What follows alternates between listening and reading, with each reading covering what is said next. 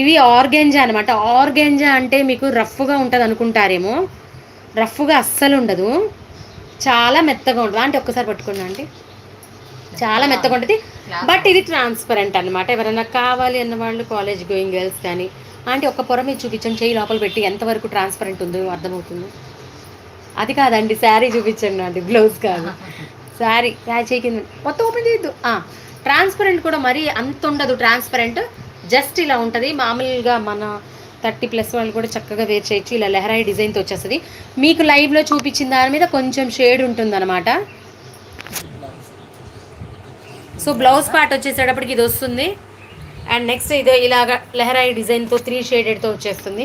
ఇది వచ్చేసేటప్పటికి 350 అనమాట. చాలా లైట్ వెయిట్. అంటే పళ్ళు చూపించరా, ఇది వచ్చేసేటప్పటికి పళ్ళు మొత్తం ఇలాగా వర్క్ వచ్చేస్తుంది. లెహరాయి ప్యాటర్న్లో ఇలా మొత్తం థ్రెడ్ వర్క్ లాగా వచ్చేస్తుంది.